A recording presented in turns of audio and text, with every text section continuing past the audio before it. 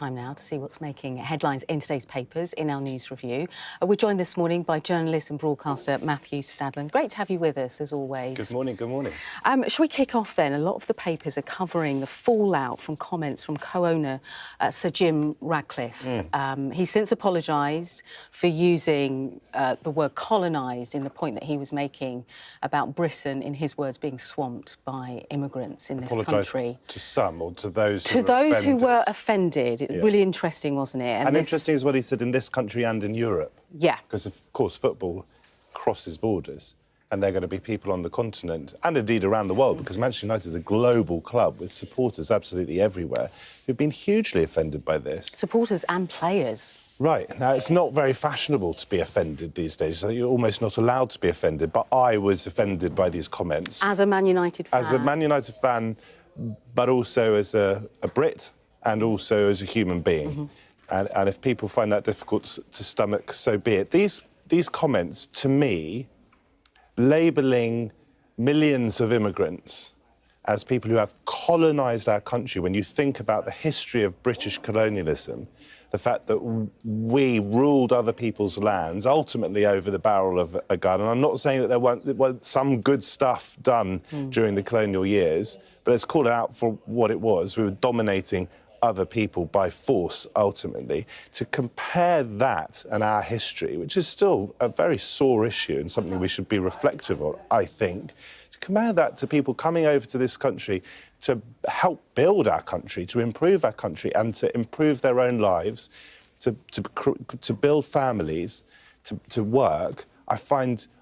to be honest, and you're almost not allowed to use this word anymore, but those comments struck me as racist. And it's right that he apologised, but I would rather that he hadn't caveated it. Yeah. So Sir Jim Ratcliffe isn't here to defend those No, he's comments. not. No, he's not. But what he might say is that there are lots of people that potentially agree with him, including Nigel Farage, Reform UK leader, who has come out and said, actually, his comments were correct. Well, that's what I find much more concerning than the fact that a football boss, albeit the boss of my club, has said these things. It is that he felt able to say them. And I believe in free speech, of course I do. So I'm not saying he couldn't say them under the law, but the fact that he felt able to say them, and then that potentially, I don't think he will be, it's possible, though, that the next Prime Minister of this country came out and said he was right, I think that is an incredibly difficult set of circumstances that we're facing. I really think we are facing a tipping point as this country. You have people openly saying that they are deliberately trying to shift the so-called Overton window. And the more they shift it, the more these sorts of comments become acceptable. It's so interesting, isn't it? Because Sir Jim Ratcliffe supported Labour before the last election. He backed Labour publicly. He's since then come out and said that he's had conversations with Nigel Farage, and he says that Nigel Farage is an intelligent individual.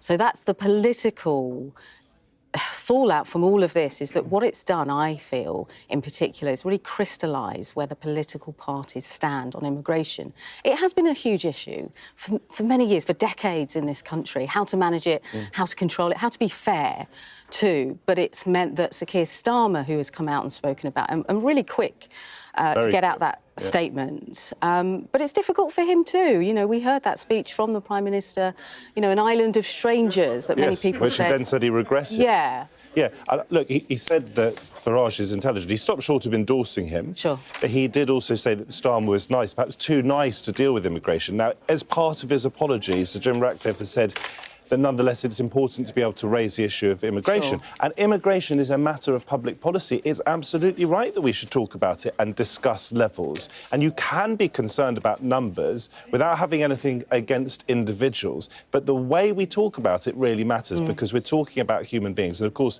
Ratcliffe got his stats completely wrong. He said this country had 58 million in 2020, was out by about 20 years and by about 9 million.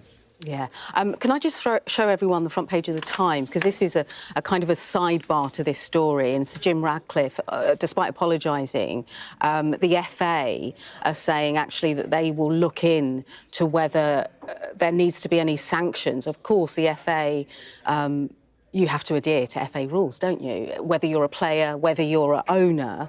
And there was a similar issue a few years ago with I think it's the owner of Wigan Athletic, who they decided to charge over, very different to this case. But they've said they'll look into it. They haven't decided to charge. But what you were speaking about just there is the implications for this global club, and whether the FA could step in and say, hang on a second, you're not welcome, you know, here in Trafford. Another layer to that, whether the FA comes in and where their investigation goes, is that Andy Burnham has come out and criticised this. And do you remember last March when Sir Jim Ratcliffe had that big press conference announcing this new shiny home of old Manchester United that will be in the centre of Manchester? All those issues between Andy Burnham and Sir Jim Ratcliffe potentially have to really be ironed out before anything's done. As far as I know, no planning permission has gone through for that yet. So Manchester United is a diverse football club, both in terms of its staff and, of course, its supporters here and abroad. Manchester is a diverse city. Manchester United was part founded by railway workers, many of whom were Irish, many of whom were immigrants. So this is a major problem locally, but it's also a major problem nationally. It is almost as though we live in a parallel universe. We have a world in which the football authorities still take this sort of comment seriously, and at the same time, as I say, there are political figures, including Nigel Farage, who come out and support it. Can I say something quite controversial? My dad came over to the UK from Barbados when he was 14, right? But there are people in this country that will say the political elite are not listening to us. Us, political, you know, media elite, are not listening to us, that we feel, people will say, that we agree, actually, with what the sentiment of what Sir Jim Ratcliffe said, and we're not being listened to. And I wonder where the conversation goes next, whether the FA get involved, whether there's protests again outside Old Trafford. Well, so first of all, people who have these views absolutely are being listened to. Nigel Farage supports that position, as we've just been discussing. The Prime Minister recognises or feels that immigration levels have been too high, and that net migration has come down dramatically since this government came to power. It might be partly a legacy of the final decisions of the last Tory government. So people are being listened to. The government is taking it seriously. But I'm sorry, I'm not a member of the media class or the media elite. I'm an ordinary bloke.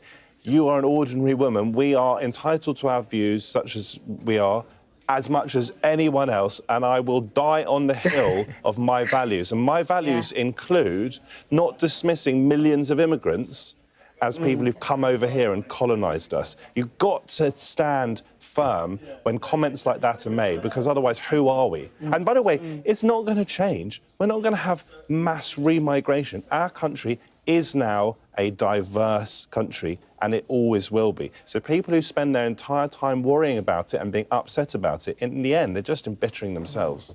It's such an interesting story. We're going to leave that there for now. The Eye is next, Matthew Stadlen. Sir Keir Starmer, he's really trying to relaunch his leadership. Do you think it will land? My political analysis, and I'm a centre-left commentator, but my political analysis is that Starmer will survive this year. And that's quite controversial. Beyond May? I think there's almost a media consensus, to use that word media again. And by the way, apologies for using that terrible phrase, die on a hill. I can't believe I used it. I'll forgive you. But yes, there's this almost consensus that May elections, which almost inevitably will be disastrous for Labour, if they reflect the polls, which have been disastrous for a new government, that he will then leave. I don't think he will. I don't see obvious, plausible candidates at the moment to replace him. Also, the system is in his favour. It's very difficult to shift a Labour Prime Minister. It has never been done by their own MPs. So I think he will survive. It was a very, very, very difficult week this week, and rightly so, because he made some bad decisions. But my guess is that he will continue. Yeah, it was a very different picture, wasn't it, on Monday, to where we are now. Things could change, a lot of people thought, of course they can. A lot of people thought he was going to go. A day is a long time in politics. Just quickly on the specifics of the story, just want to say that Lisa Nandia, I noticed her comments in the last few days in which she said that that briefings from Number 10 had been dripping, some of them, with misogyny. That is a real concern. She is a senior figure in the Labour Party, and she's saying that women, including herself, in Labour have been on the wrong end of this sort of briefing that she says is misogynistic. That is a problem, and Starmer has to grip it. I think he's trying to, but he needs to. OK. Let's go on to the front page of the Daily Telegraph, and this is interesting, isn't it? Angela Rayner, Andy Burnham, what they're doing is they're calling on more tax support for pubs. Does this pile the pressure on the authority of Keir Starmer in a different way? Look, anything that any senior figure in the Labour Party says at the moment is going to have a spotlight shone on it by the media, understandably, up to a point. Although, by the way, I was critical earlier in the week of the media generally, this idea that some, at least in the media, are sort of desperate for drama and political chaos. Psychodrama. And new prime ministers. And we saw how many prime ministers the last Tory government had. Prime minister after prime minister, this country needs stability. And you can make mistakes as a prime minister without being forced out. But as I say, anything any Labour politician says at the moment is going to have a spotlight shone on it. And this probably isn't wildly helpful for Starmer, but I think both Rayner and Burnham do have a point. Hospitality industry does need support. OK. Let's go on to... This is The Times. It's all about Donald Trump ripping up rulings on greenhouse gases, a sweeping rollback, Matthew, of federal climate change policy. It was just on Thursday that this happened. He blamed the Democratic Party of radical environmental agenda, and I feel how this is a mirror back on UK politics and that net zero agenda here in the UK, and how the dials really shifted, completely shifted, if you look at Reform UK. Well, there's been a backlash against net zero by Reform UK, and that's been followed up by Kemi Badenoch, leader of the Conservatives. They've been focusing on a shift change in terms of the cost. It's right, because, Party. like immigration, net zero is public policy. It's right that it is scrutinised and debated. But I have a massive concern now that just as the world is supposed to be coming together and taking climate change extremely seriously, you have the most powerful person in the world, Donald Trump, defying the consensus. This is no surprise, even though it's still shocking, because, of course, he withdrew the United States from the Paris Agreement. Yeah, it's interesting, isn't it? Because he's said this is the biggest revoking of that Obama era, where there was a huge focus on achieving net zero for future generations. Just want to end today on a story about the Dawson's Creek actor, James Van Der Beek, who died aged 48 from bowel cancer. This is a story that's really struck many people of my age, mid-40s, that grew up on Dawson's Creek. He was a huge star, but failed really to have the same success as the other actors in the show. His wife has since posted a GoFundMe page saying that actually the cancer treatment really took a hit on our finances, and the world has been responding to that in great generosity. Well, I'm mid-40s and it turned up on one of my WhatsApp groups yesterday. I can't say that I did watch Dawson's Creek, but it's obviously extremely sad, and it touches a nerve for people of my age, because you do start to have friends who've gone through cancer, and our hearts go out to his family, 6 children. Yeah, it's a huge story from that era. Matthew, thanks so much for your company this far. I really appreciate it. That's all from us. We're going to hand over to Anna and Kamali with the latest headlines on Mornings. Thanks so much for your company.